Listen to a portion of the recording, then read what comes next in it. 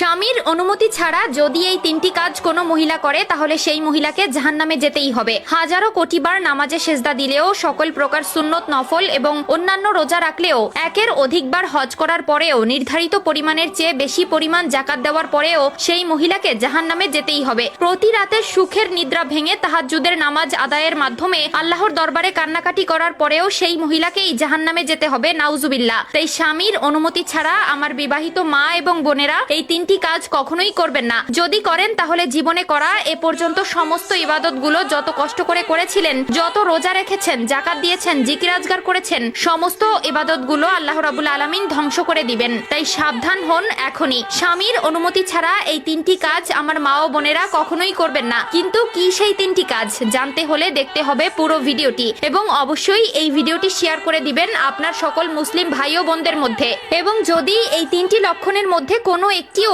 আপনার মধ্যে থেকে না থাকে, অবশ্যই আলহামদুলিল্লাহ কমেন্ট করে অন্যদেরকেও এই তিনটি কাজ থেকে বিরত হতে উৎসাহিত করবেন। তো চলুন ভিডিওটি শুরু করা যাক। প্রিয় দর্শক, স্বামীর অনুমতি ব্যতীত যে কাজগুলো কোনো স্ত্রী কখনোই করতে পারবে না তার মধ্যে 1 নম্বরে রয়েছে স্বামীর বিনা অনুমতিতে কিংবা অবাধ্যতার মাধ্যমে স্ত্রী চাকুরিতে যোগদান করা। যদি কোনো মহিলা এমতো কাজ করে তবে আল্লাহ রাব্বুল আলামিন সেই মহিলাকে জাহান্নামে পাঠাবেন। স্বামীর অনুমতি ছাড়া যদি কোনো মহিলা চাকরির মধ্যে যুক্ত থাকে, এমনকি মাদ্রাসার চাকরিও হয়, তাহলেও সেই মহিলাকে জাহান্নামে যেতে হবে। আবার সেই মহিলা যদি বারবার স্বামীর অনুমতি চায় কিন্তু স্বামী অনুমতি দেয় না, আবার বলে আমার মা বাবা আমাকে শিক্ষিত করেছেন, স্বামীকে কষ্ট দেয় আর বলে আমি পড়াশোনা করেছি, কষ্ট করে গ্রাজুয়েশন সম্পন্ন করেছি, আমার মা বাবা আমাকে শিক্ষিত করেছেন, আমি চাকরি করব, আমার অধিকারকে তুমি লঙ্ঘন করতে